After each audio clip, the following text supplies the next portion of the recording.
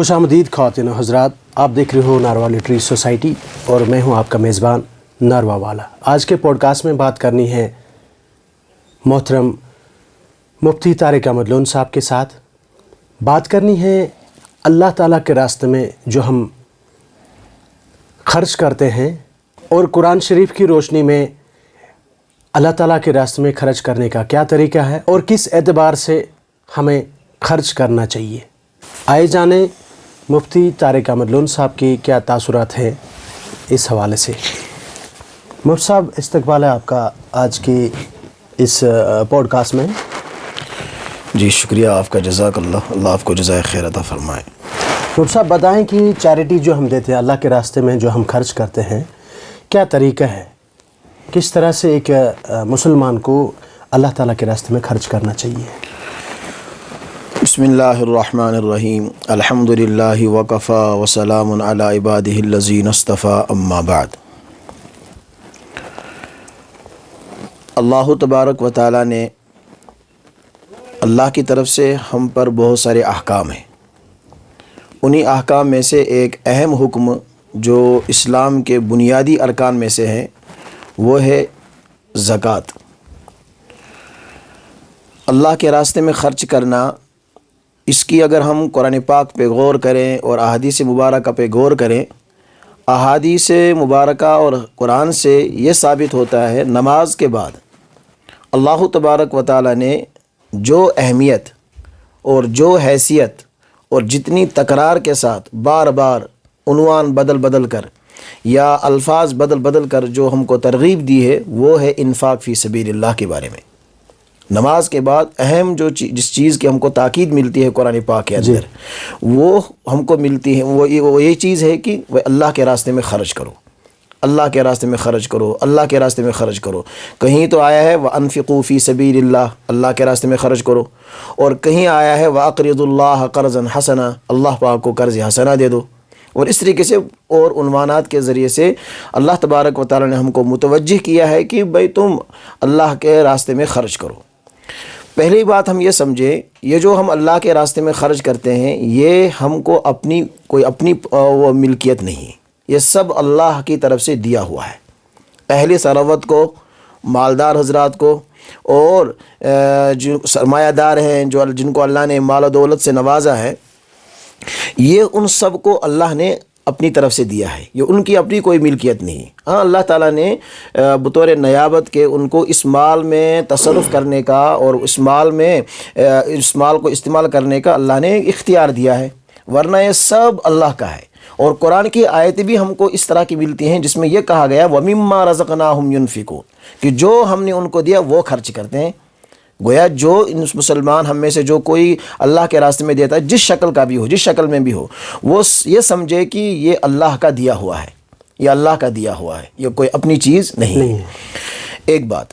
دوسری بات، اگر ہم غور کریں اس وقت جو ہم اللہ کے راستے میں خرچ کرنے سے کتراتے ہیں، دے دیتے ہیں، دینے والے دیتے ہیں، ان کا کسی کو پتہ بھی نہیں چلتا ہے، لیکن عام طور پر ہم اللہ کے راستے میں خرچ کرنے سے کتراتے ہیں۔ اس کی بنیادی وجہ یہ ہے کہ ہم قرآن کی آیتوں پہ غور نہیں کرتے ہیں، ہم احادیث مبارکہ پہ غور نہیں کرتے ہیں کہ اللہ کے راستے میں خرچ کرنے کی کیا فضیلت ہے، اللہ کے راستے میں خرچ کرنے پہ کیا ملتا ہے، کتنا ثواب ہے اور کتنا اللہ کی طرف سے اس پر انعامات ہیں، ان پہ ہم غور نہیں کرتے ہیں۔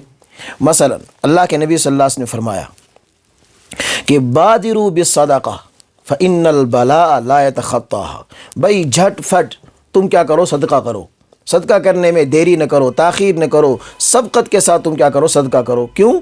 اس صدقے سے آگے مصیبتیں نہیں بڑھ سکتی ہیں۔ تم نے صدقہ دیا تو صدقہ یہ اس مصیبت کے لیے ایک ڈھال ہے، بچاؤ کا ذریعہ ہے۔ ہمارے یہاں معاملہ کیا ہے، جب کسی پر حالات آ جاتے ہیں، حالات آنے کے بعد اب وہ صدقہ کرتا ہے۔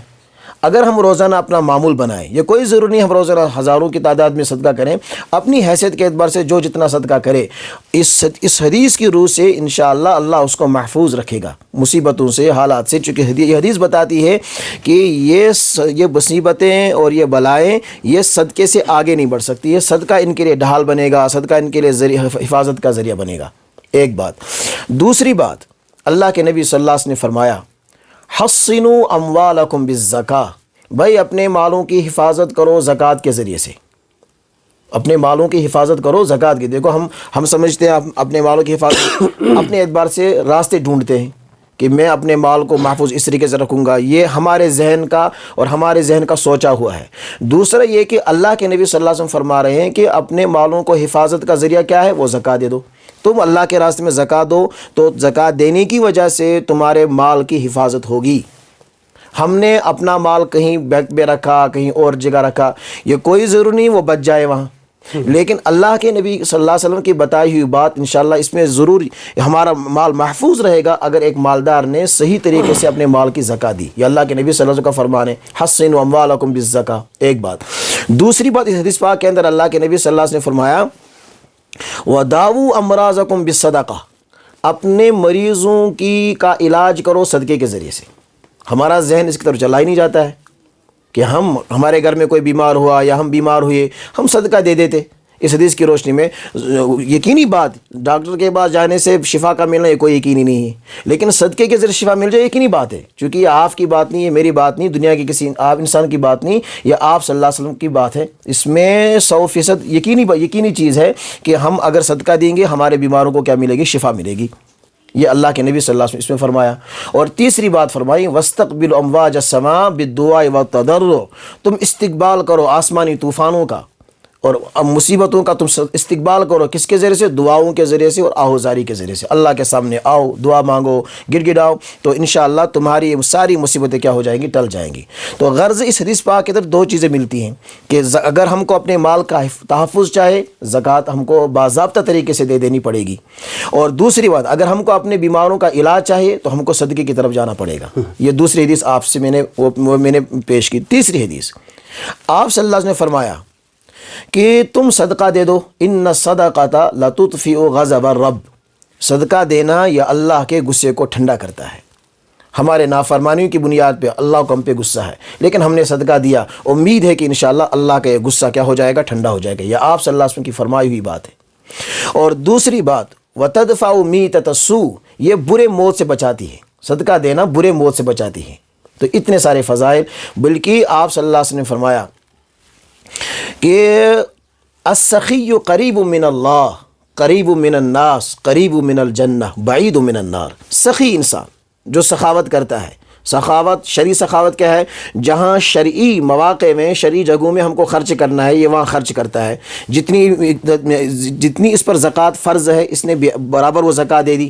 جو اور صدقات واجبہ ہے، صدقہ فطر ہے، قربانی ہے، یعنی جو فرض ہے صدقات ہم پر ہے تو ان جگہوں میں اس نے خرچ کیا.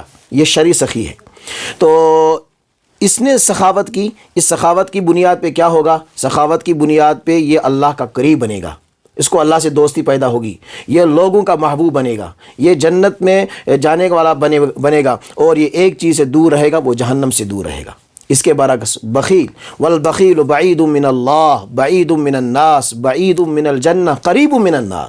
بخیل انسان کہ جو جہاں ہم کو خرچ کرنا ضروری ہے یہ ان جگہوں میں خرچ نہیں کرتا ہے، یا خرچ کرتا ہے لیکن جس مقدار پر خرچ کرنا تھا یہ اس مقدار کے اعتبار سے خرچ نہیں کرتا ہے. اس بنیاد پہ کیا ہوگا کہ یہ اللہ سے اس کو دوستی نہیں ہوگی. بخیل کی اللہ سے دوستی ہو ایسا ناممکن ہے. بخیل کی اللہ سے دوستی اللہ کا قریب نہیں بنے گا. یہ لوگوں کے یہاں بھی مبغوض ہوگا. لوگ دیکھیں گے مالدار ہے خرچ نہیں کرتا ہے، یہ لوگوں کے یہاں بھی محبوب نہیں ہوگا، اور یہ جنت سے بھی دور ہوگا. ہاں ایک چیز سے قریب ہوگا، جہنم سے قریب ہوگا. اتنی یعنی اس میں سخاوت سخیوں کی فضیلت ہے. اور بھی بے شمار قرآن پاک کے اندر فضیلتیں اس کی آئی ہیں، خرچ کرنے کی فضیلتیں آئی ہیں، اور احادیث مبارکہ میں فضیلت آئی ہے. مثلا ایک اور آخری حدیث میں آپ سے اس اعتبار سے عرض کروں، مسند امام احمد بن حنبل رحمہ اللہ، اس میں ایک حدیث انہوں نے نقل کی ہے کہ ایک مرتبہ فرشتے نے اللہ تبارک و تعالیٰ سے عرض کیا کہ اے اللہ پاک، آپ نے دنیا میں کون سی طاقتور چیز پیدا کی ہے؟ اللہ تبارک و تعالیٰ کی طرف سے جواب ملا، میں نے لوہے کو طاقتور بنایا ہے. فرشتے نے دوبارہ سوال کیا، کیا لوہے سے بھی کوئی طاقتور چیز دنیا کے اندر ہے؟ اللہ تبارک و تعالیٰ کو انہوں نے جواب دیا، ہاں لوہے سے بھی طاقتور دنیا کے اندر چیز ہے، وہ ہے آگ، جو لوہے کو بھی پگھلاتی ہے، نرم کر دیتی ہے. فرشتے نے پھر سوال کیا، کیا لوہے سے بھی کوئی طاقتور چیز ہے؟ اللہ پاک نے جواب دیا، ہاں لوہے سے بھی یہ آگ سے بھی طاقتور چیز ہے. ہاں آگ سے بھی طاقتور چیز ہے. وہ کیا ہے؟ وہ پانی جو آگ کو بجھا دیتی ہے. تو فرشتے نے پھر سوال کیا، کیا پانی سے بھی زیادہ طاقتور چیز دنیا کے اندر ہے؟ اللہ پاک نے جواب دیا ہاں، پانی سے بھی طاقتور زیادہ چیز ہے، وہ ہے ہوا، جو پانی کی لہروں کو کہاں سے کہاں تک لے جاتی ہیں، جو سمندر کی ان موجوں میں ان کشتیوں کو کہاں سے کہاں ان کا رخ پھیر دیتی ہے۔ ہوا طاقتور چیز ہے۔ تو پھر فرشتے نے پھر سوال کیا، کیا ہوا سے بھی زیادہ کوئی طاقتور چیز دنیا کے اندر ہے، آپ نے بنائی ہے؟ ہاں میں نے بنائی ہے، وہ ہے مومن کا صدقہ، وہ ہے مومن کا صدقہ۔ اس سے آپ اندازہ لگائے، وہ ہے مادی طاقت ہے اور یہ ہے روحانی طاقت ہے، اور روح کی طاقت، روحانی طاقتیں مادی طاقتوں پر بڑھ جاتی ہے۔ تو یہ اس سے آپ فضیلت اندازہ لگائیں کہ صدقہ دینے میں کیا طاقت رکھی ہے اللہ پاک نے، کیا طاقت رکھی ہے اللہ پاک نے۔ اسی طریقے سے بے شمار فضائل ہے صدقہ کرنے کے اعتبار سے۔ تو اس لیے ہم لوگوں کو، بلکہ میں آپ سے ایک عرض کروں، ہم سمجھتے ہیں صدقہ کرنے سے میرا مال کم ہوگا، حالانکہ اللہ کے نبی صلی اللہ علیہ وسلم فرما رہے ہیں ما نقص صدقۃ من مال، صدقہ کرنا مال کو کم نہیں کرتا۔ کیسی بات ہے، ہم سمجھتے ہیں صدقہ کرنے سے مال کم ہوتا، لیکن اللہ کے نبی صلی اللہ علیہ وسلم فرما رہے ہیں نہیں، تم جو صدقہ کرو گے اس سے تمہارا مال کم نہیں ہوگا، تمہارے مال میں برکت ہوگی۔ ٹھیک، بظاہر تو کم ہوا، لیکن یہ ظاہری طور پر کم ہوا۔ تم نے جو صدقہ دیا، اس صدقہ دینے کی برکت سے اللہ پاک تمہارے مال کے اندر برکت فرمائیں گے، ایسی برکت فرمائیں گے کہ جو تمہاری ضرورتیں مثال کے طور پر 100 سے پوری ہونی تھی، وہ آپ کی 10 روپے سے پوری ہو جائے گی۔ یہ اللہ تعالیٰ کیا کریں گے، وہ آپ کے مال میں برکت کریں گے۔ صاحب یہاں پہ کانسیپٹ آتا ہے برکت کا۔ جی ہاں سر، آپ بتائیں کہ ثواب اور برکت یہ دو الگ الگ چیزیں ہیں۔ اسلامک پرسپیکٹو اگر ہم اسٹڈی کریں اسلامک شریعہ کو یا حدیث شریف کو بھی ہم اگر اسٹڈی کریں تو ثواب اور برکت ان کے بارے میں تھوڑا سا ایکسپلین کریں، بتائیں کہ یہ کیا چیزیں ہیں۔ جی، بیچ پہ جو آپ نے سوال پوچھا بہت اہم سوال ہے۔ دو چیزیں ہیں صدقہ کرنے میں، دو فائدے ہیں، ایک تو اخروی فائدہ، ایک ہے دنیوی فائدہ۔ اخروی فائدہ ثواب ملے گا، کل آخرت میں زکوٰۃ دینے والے کو پوچھ گچھ نہیں ہوگی، وہ پکڑا نہیں جائے گا۔ جو قرآن کی وعید ہے وہ سخت ترین آیت ہے کہ یوم یحمى علیہا فی نار جہنم فتقوی بہا جباہہم وجنوبہم وظہورہم ھذا ما کنزتم لانفسکم فذوقوا ما کنتم تکنزون، کہ اس کا یہ سونا اور چاندی تپایا جائے گا، اس کا یہ مال تپایا جائے گا، اور آگ پر تپانے کے بعد پھر اس کو دھاگا جائے گا، اس کی پیشانی پہ، اس کے پہلو پہ، اس کے پیٹھ پہ، اس کے بائیں اور دائیں، یہ تپایا جائے گا یہ مال، اور کہا جائے گا یہی وہ مال جو تم نے دنیا میں کیا رکھا تھا، جمع کر کے رکھا تھا، تم نے خرچ نہیں کیا تھا۔ تو یہ دینے والا اس والی سختی سے کل آخرت میں بچے گا، اس کو ثواب ملے گا، اللہ کے یہاں بری ہوگا۔ ایک بات تو یہ، دوسری بات دنیا کے اندر بھی یہ فائدے، برکت اس کو نصیب ہوگی، اور دوسری بات وہ ان ساری چیزوں سے کیا رہے گا، محفوظ رہے گا۔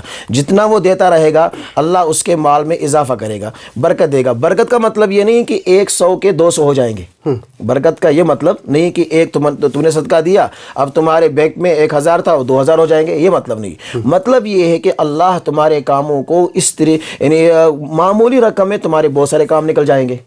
ایک انسان کے جو نہ دینے والا ہے اس کے جو کام ہزاروں میں نکلے گا، وہ تمہارا اس دینے کی برکت سے 500 میں نکل جائے گا۔ یہ ہے برکت کا مطلب، یہ نہیں کہ اس میں بڑھ جائے گی، تعداد بڑھ جائے گی، بلکہ تمہارے کام اللہ تعالیٰ آسان کر دیں گے۔ مفتی صاحب بتائیں کہ جو چیریٹی ہم دیتے اللہ تعالیٰ کی راہ میں جو خرچ کرتے ہیں تو کس طرح کی، جیسے صدقہ، خیرات، زکوٰۃ ہے، اور بھی بہت طریقے ہوں گے اللہ تعالیٰ کے راستے میں خرچ کرنے کے، آپ بتائیں تھوڑا اس کے بارے میں بھی تھوڑی روشنی ڈالیں آپ۔ جی، اس میں اگر ہم کریں 2 حصے کیے جا سکتے ہیں اس میں، ایک ہے صدقات واجبہ، ایک ہے صدقات نافلہ، پھر اس کی بہت ساری اندر سے قسمیں ہیں۔ صدقات واجبہ جن کا دینا ضروری ہے، مثلا زکوٰۃ، اس کا دینا فرض ہے، صدقہ فطر دینا واجب ہے، صاحب نصاب پہ قربانی کرنا یہ واجب ہے، یہ بھی مال ہی کے اعتبار سے آتا ہے، اور اسی طریقے سے عشر، وہ صدقہ وہ بھی دینا ضروری ہے۔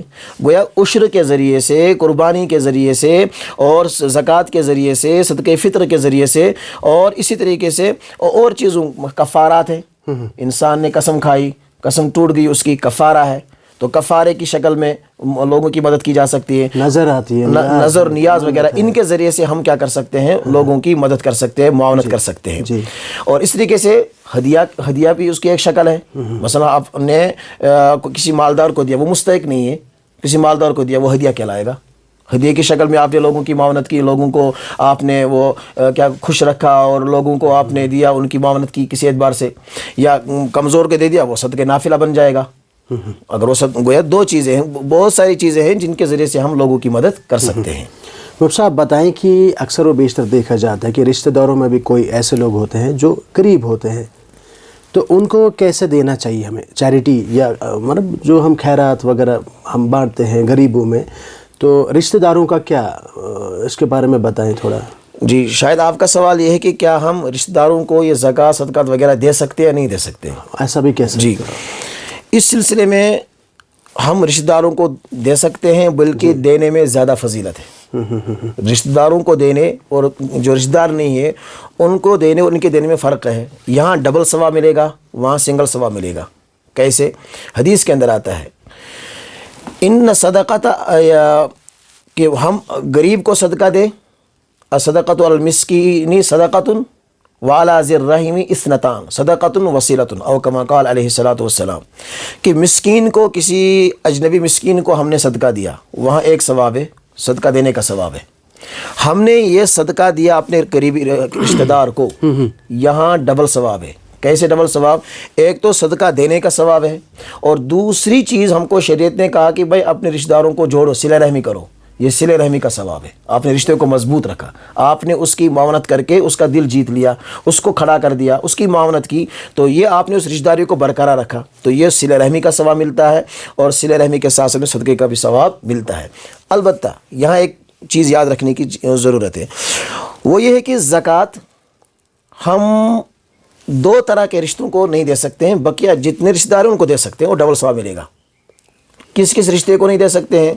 ایک جو ولادت کا، جن کا ہم آپس میں ولادت کا تعلق ہے، پرورش کا تعلق ہے، ولادت، اور دوسرا زوجیت کا، نکاح کا تعلق۔ مثلا اولاد اپنے باپ کو، ماں کو، دادا دادی، نانا نانی وغیرہ اوپر تک کسی کو صدقہ زکوٰۃ نہیں دے سکتے ہیں، صدقات واجبہ نہیں دے سکتے ہیں۔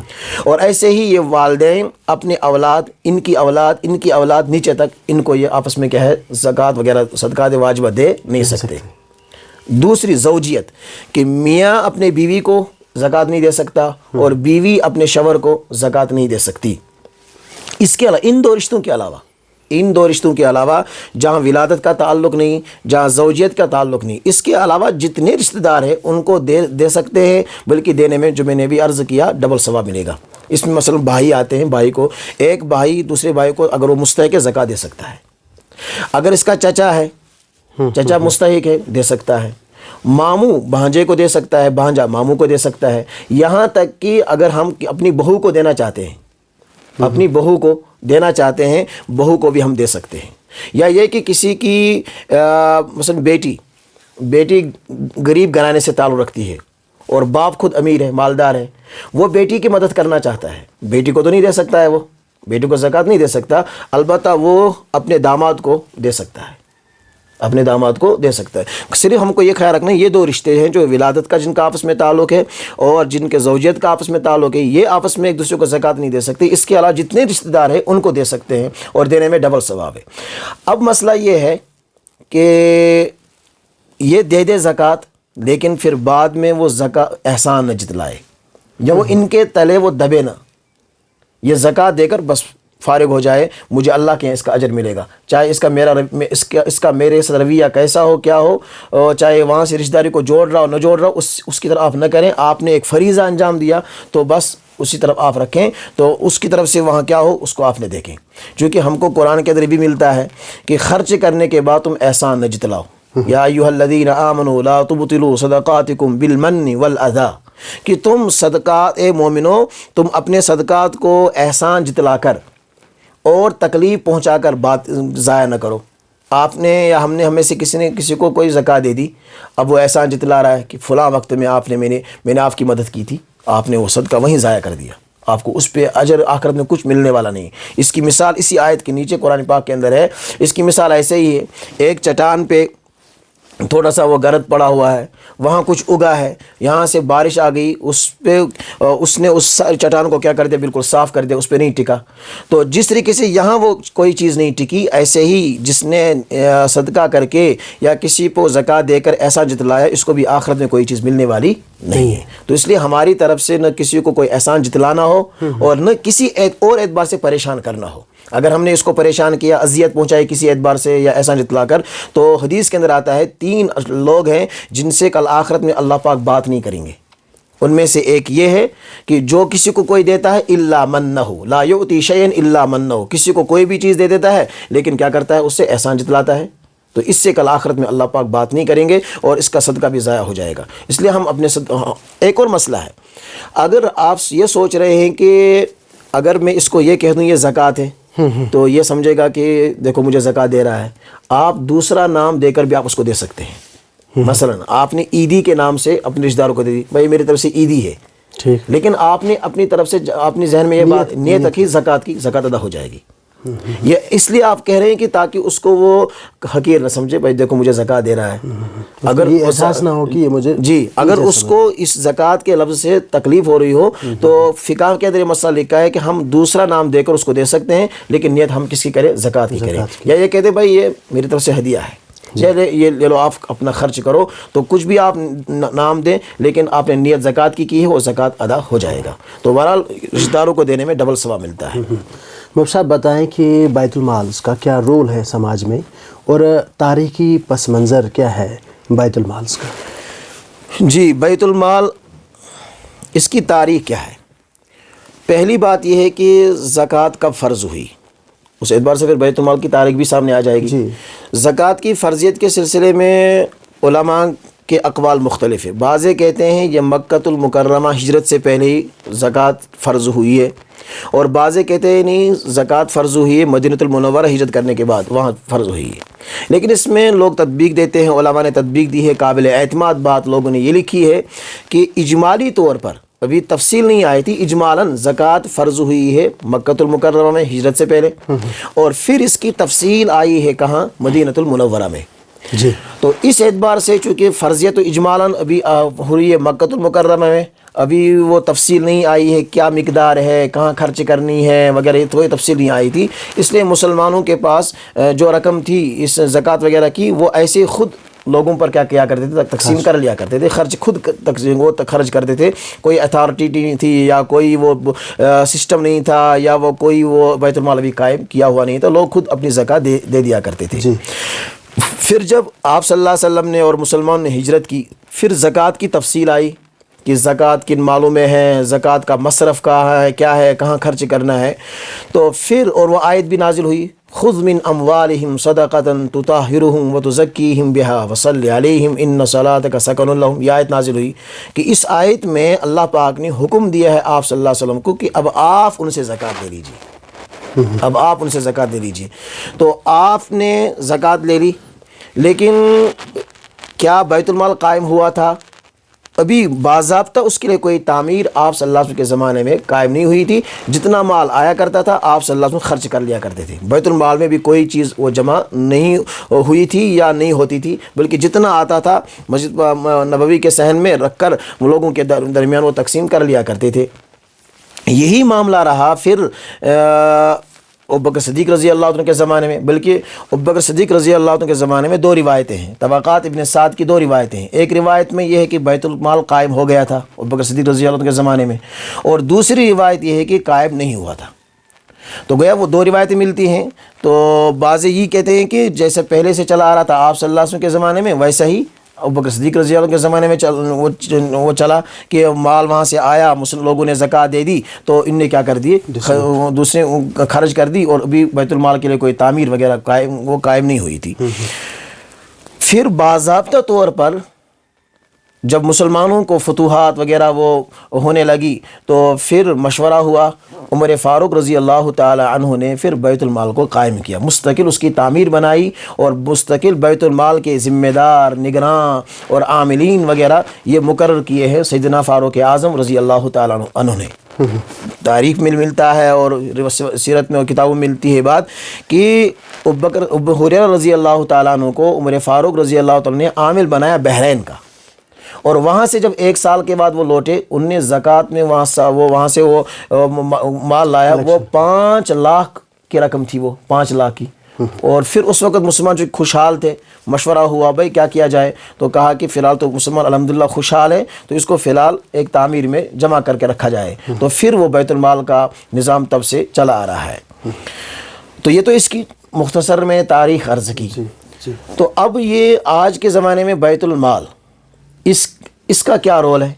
یا اس کی کیا اہمیت ہے؟ اس سلسلے میں عرض یہ ہے، یہ جو آج کے اعتبار سے بیت المال ہے، پہلے بات ہم یہ بات واضح کریں کہ یہ بعینی وہی بیت المال نہیں ہے جو پہلے زمانے میں تھا۔ کیوں نہیں ہے؟ وجہ اس کی یہ ہے کہ چونکہ اس بیت المال کے پیچھے ایک نظام ہوتا ہے، اسلامی حکومت ہوتی ہے، خلافت ہوتی ہے، چونکہ وہ تو ہے نہیں، تو یہ اس کا لازمی جز ہے، یہ بیت المال اس کا لازمی جز ہے، یہ اس کی ایک نقل ہے، یہ اس کی ایک نقل ہے، اسی طرح ایک کام ہو رہا ہے اس وقت۔ تو یہ بیت المال اس وقت امت کی ایک ضرورت ہے، علماء نے اس کو سراہا ہے، علماء نے اس کی تحسین کی ہے۔ البتہ گزارش یہ ہے کہ اگر اس میں صحیح طریقے سے خرچ کیا جائے، صحیح طریقے سے شریعت کی روشنی میں اگر اس کا خیال رکھا جائے، پھر یہ بہت اہم کام ہے اور بہت اہم مسلمانوں کی ایک چیز ہے بیت المال، جس سے مسلمانوں کی ضرورتیں پوری ہوتی ہیں۔ جو مسلمانوں میں سے کسی پر کوئی حالات آ گئے تو وہ اپنا معاملہ کس سے کر سکتا ہے؟ بیت المال سے کر سکتا ہے۔ اور اجتماعی طور پر جو زکوٰۃ کا نظام ہے، اس اور انفرادی میں بڑا فرق ہے۔ اس میں جو خیر و برکت ہے وہ انفرادی طور پر خیر و برکت نہیں ہے۔ لیکن صرف گزارش یہ ہے کہ اگر بیت المال کا نظام شریعت کے مطابق چل رہا ہے اور شریعت کے مطابق یہ چلانے والے چلا رہے ہیں، تو پھر یہ بہت اہم کام ہے۔ اس کو سارے علماء پھر اس کی تحسین اور اس کو اچھا گردانتے ہیں اور اس کی حوصلہ افزائی کرتے ہیں۔ تو چونکہ بعض جگہوں میں یہ بات ہے کہ مثال کے طور پر بیت المال والے وہ کیا کرتے ہیں، ان کے مصارف صدقات واجبہ عام طور پر ہوتے ہیں زکوٰۃ کی شکل میں، صدقہ فطر کی شکل میں اور چرے میں قربانی کی شکل میں، یہ مصارف عام طور پر یہی ہیں جی۔ لیکن پھر کیا بعض لوگوں کی طرف سے یہ بات ملتی ہے کہ یہ ان چیزوں کو لوگوں کو بطور قرض کے دیتے ہیں، حالانکہ یہ شرع جائز نہیں ہے۔ اس کو قرض حسنہ ایسا کہہ سکتے ہیں؟ ہاں، چاہے قرض حسنہ وہ کہہ رہے ہوں، چاہے کیا کروں، قرضہ دیتے ہوں لوگوں کو۔ ایسا کچھ جگہوں سے ایسے بھی یہ شکایتیں ملتی علماء کے پاس کہ یہ زکوٰۃ کو یا صدقہ فطر وغیرہ کو یہ دیتے ہیں لوگوں کو بطور قرض حسنہ کے، جی، حالانکہ یہ درست چیز نہیں ہے۔ جس طریقے سے ایک انسان اپنی زکوٰۃ کو کسی غریب کو قرضے کے طور پر نہیں دے سکتا، ایسے ہی وہ بیت المال کے نگراں اور بیت المال کے ذمہ دار یہ کسی کی زکوٰۃ کو یا صدقات کو بطور قرض کے نہیں دے سکتے، جی، بلکہ زکوٰۃ میں تملیک شرط ہے، مالک بنانا ہے۔ آپ قرضہ نہیں دیں، مالک بنائیں اس کو۔ تو یہ اس طرح کی بہت ساری خرابیاں بعض جگہوں میں علماء کو ملتی ہیں۔ تو اس اعتبار سے اگر یہ بات کریں کہ اپنے بیت المال کے ساتھ کسی عالم کو جوڑ دیں یا عالم کو نہ جوڑیں بلکہ عالم سے پوچھ کر اگر یہ کام کرے، یہ بہت اہم کام ہے، بہت عمدہ کام ہے، یہ حوصلہ افزا بات ہے۔ قرض حسنہ کی کیا روایت ہے؟ قرض حسنہ کا مطلب یہ ہے کہ ہم قرضہ دے دیں، اس پر سود ہم نہ لیں، یہ ہے قرض حسنہ کا مطلب، کہ ہم کسی کو قرضہ دے دیں۔ مطلب قرض حسنہ تو ایک عام آدمی، ایک عام مالدار بھی دے سکتا ہے؟ ہاں، کوئی بھی دے سکتا ہے، کوئی بھی کسی کو قرضہ دے سکتا ہے، لیکن اس پہ وہ سود نہ لے۔ آپ نے کسی کو 10,000 روپیہ دے دیا قرضیہ، تو اب اس 10,000 پہ آپ یہ کہہ دیں کہ بھائی اب 11,000 دے دو، یہ قرض حسنہ نہیں ہے۔ ہاں، آپ نے وہی 10,000 واپس لے لیا، یہ قرض حسنہ ہے۔ تو یہ اگر زکوٰۃ کی رقم سے قرضہ دے رہے ہیں، یہ شرع خلاف شرع بات ہے اور شرع یہ درست نہیں ہے۔ تو اس لیے یہ جو بیت المال کے ذمہ دار ہیں، انہوں نے جو یہ کام لیا ہے یہ بہت اہم کام ہے۔ اگر یہ شریعت کی روح سے اس چیز کو نبھا رہے ہوں، یہ اللہ کے یہاں اور اللہ کے یہاں ان کو بڑا اجر ملے گا، اور اس کی خیر و برکت امت بھی دیکھے گی۔ اگر یہ شریعت کی روح سے، شریعت سے پوچھ کر اگر یہ کام کر رہے ہیں بیت المال میں، اس کے برکات امت بھی دیکھے گی اور اس کا ثواب ان کو دنیا میں بھی ملے گا اور آخرت کے اندر بھی ملے گا۔ لیکن خدا نخواستہ اگر ان نے خلاف شرع اس لوگوں کی زکوٰۃ کو خلاف شرع تقسیم کیا، یہ جو ثواب کا کام کر رہے تھے اب یہ الٹا گناہ ہوگا، جس کو ہم کہتے ہیں لینے کے دینے پڑیں گے آخرت میں۔ چونکہ یہ بیت المال کے جو نگران اور ذمہ دار ہے، ان کی کیا حیثیت ہے؟ یہ وکیل ہیں، دینے والوں کے وکیل ہیں۔ گویا یہ کہنا چاہتے ہیں بھائی تم بے فکر رہو، تمہاری زکوٰۃ ہم ادا کریں گے، تمہاری زکوٰۃ ہم مستحقین تک پہنچائیں گے۔ اب اگر انہوں نے وہ واقعی مستحق تک پہنچا دیا، صحیح طریقے سے پہنچا دیا، تو دینے والوں کو بھی ثواب ہے، ان کو بھی ثواب ہے۔ اور اگر انہوں نے مستحقین تک صحیح طور سے نہیں پہنچایا تو ان کی زکوٰۃ بھی ادا نہیں ہوگی، ان کا وبال ان پہ آئے گا۔ تو اس لیے بڑا نازک کام ہے یہ، ان نے جو کام ذمے میں لیا ہے یہ بہت بڑا نازک کام ہے. تو اس لیے ان حضرات سے گزارش ہے کہ یہ بہت حوصلہ افزا کام ہے. اللہ پاک ان کو انشاءاللہ دنیا کے بیچارے ان پر کوئی ان کو تنخواہ بھی نہیں ہوتی ہے، کوئی تنخواہ بھی نہیں ہوتی ہے، یہ تو کیا ایسے وہ ثواب کی نیت سے کام کرتے ہیں. لیکن بس اس میں شریعت کے کسی عالم سے وہ پوچھ کر کریں، باقی انشاءاللہ یہ حوصلہ افزا کام ہے. خرچنے کی بات کری آپ نے کہ ہم کیسے بیت المال میں جو مال جمع ہوتا ہے اس کو کیسے ہم کس کو دیں اور کون اس کے لیے ایلیجبل ہے؟ جی وہ مصارف کی بات آپ شاید کر رہے ہیں. جی صدقات واجبہ کے مصارف وہ قرآن نے کیا ہے بیان. ایک سورہ توبہ کی ایک آیت ہے، تو انما صدقات للفقراء والمساکین. اگر ہم اس آیت پہ غور کریں تو اس آیت میں جو بنیادی چیز ملتی ہے وہ یہ ہے کہ فقیر اور مسکین، غریب غربات مسکین وغیرہ ان پر ہم کیا کریں گے؟ خرچ کریں گے. یعنی شرعاً جو صاحب نصاب نہیں، جی شرعاً جو صاحب نصاب نہیں وہ زکوٰۃ کا اور صدقات واجبہ کیا ہے؟ مستحق ہے، ان کو ہم دے سکتے ہیں. تو ان پر ہم یہ صدقات واجبہ کیا کر سکتے ہیں؟ خرچ کر سکتے ہیں. زکوٰۃ ہو یا صدقہ فطر ہو یا چرم قربانی ہو یا عشر ہو، تو یہ جو فقیر اور غربات ہے جو شرعاً صاحب نصاب نہیں ہے، تو جن کو شریعت یہ کہہ رہی ہے کہ تم مالدار نہیں ہو، شرعاً جو مالدار نہیں ہے، تو ان پر ہم کیا کر سکتے ہیں؟ یہ زکوٰۃ وغیرہ خرچ کر سکتے ہیں. مجھ صاحب آپ بتائیں کہ بیت المال کی جو مال جمع ہو جاتا ہے عشر کی شکل میں، اس کی بولی لگانا جائز ہے؟ جی بولی لگا سکتے ہیں. بولی ثابت ہے، شریعت میں ثابت ہے، جس کو فقہا کی اصطلاح میں اور شریعت کی اصطلاح میں کہتے ہیں بیع من یزید. جی اس کی اصطلاح ہے بیع من یزید. یہ جائز ہے، شرعاً جائز ہے. اس سلسلے میں ابو داؤد کی ایک حدیث بھی ملتی ہے، اور امام بخاری رحمہ اللہ نے اس عنوان سے ایک مستقل ایک باب قائم کیا ہے، بیع مزید کے اعتبار سے باب قائم کیا ہے کہ لوگ پہلے زمانے میں مال غنیمت کی نیلامی کیا کرتے تھے اور یہ بولی وغیرہ کر لیا کرتے تھے. یہ جائز ہے، اس میں کوئی کبات کی بات نہیں. بیت المال والے عشر جو ان کو آتا ہے یا چرم قربانی وغیرہ جو ان کو آتی ہے یا اور کوئی چیز آتی ہے اور وہ اس کی بولی لگاتے ہوں تو یہ جائز ہے. فرض کریں ایک غریب انسان جو ہے اس کے لیے جب بولی ایک امیر انسان دیتا ہے، وہ مطلب فار ایگزامپل اگر کوئی چاول کی 1 کلو کا 40 روپیہ بولی ہو گئی، وہ 50 تک ہو گئی، تو ایک غریب انسان کیسے 50، اس کے پاس اتنا پیسہ جمع نہیں ہوتا ہے وہ 50 روپے دے بھی پائے؟ جی چونکہ یہ خرید و فروخت کا معاملہ ہے، یہ خرید و فروخت ہے. یہ خرید و فروخت اگر جو لینے والا ہے وہ راضی ہے اس پر، وہ خوش ہے تو کوئی حرج کی بات نہیں. اور غریب کو اگر مشکل ہے اس کو کوئی ذمہ داری نہیں کہ وہ اس میں شرکت کرے. تو چونکہ اسے مقصود یہ ہے کہ اور جو دیگر غربا ہیں ان کو فائدہ پہنچے. جتنی زیادہ بولی ہوگی اتنا بیت المال میں رقم زیادہ آئے گی، اتنا لوگوں میں وہ تقسیم زیادہ ہو جائے گا. تو دوسرے اعتبار سے چونکہ بہت سارے غریبوں کا کیا ہوتا ہے وہ فائدہ ہے، چونکہ یہ تو کسی پرسنل کسی کے لیے بولی نہیں کی جا رہی ہے، یہ تو بیت المال کے لیے کی جا رہی ہے. اور بیت المال کے پیسہ جو جمع ہو جاتا ہے وہ ڈائریکٹلی جو غریبوں میں ہی غریب میں تقسیم ہوتا ہے، اس لیے اس میں کوئی کباہت کی بات نہیں. جی آپ بتائیں مفتی صاحب کہ جو بیت المال جو ہے اس کو کیسے ہم اسٹرانگ بنائیں؟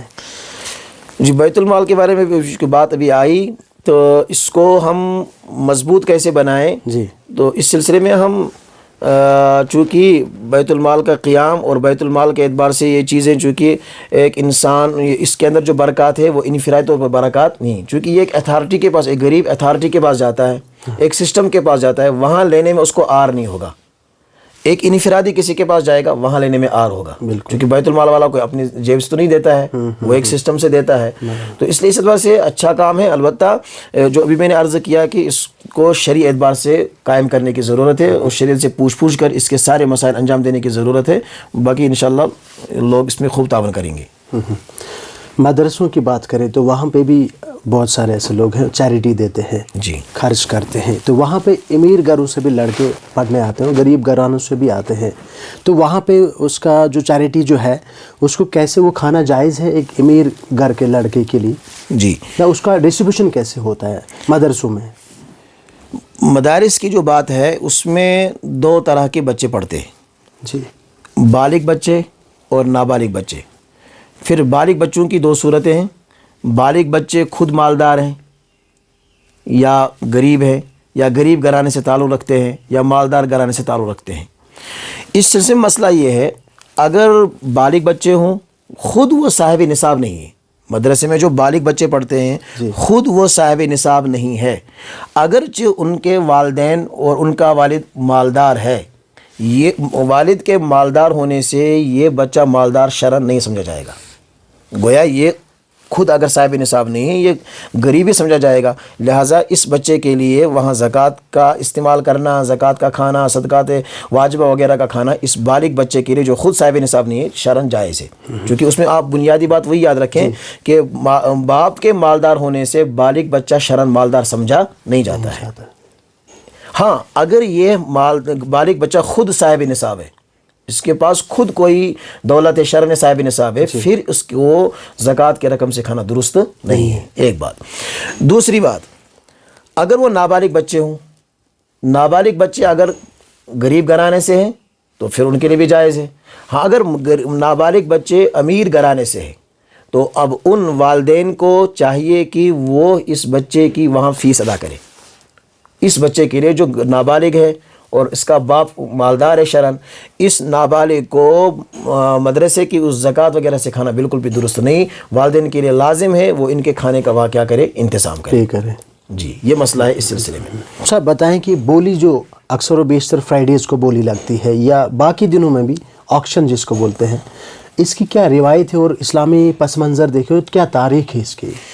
جب بھی تھوڑا سا میں نے اشارہ کیا تھا کہ بائی کی اس کو کہتے ہیں بائی من یزید، بولی، نیلامی، آکشن وغیرہ جو اس کو یہ ثابت ہے۔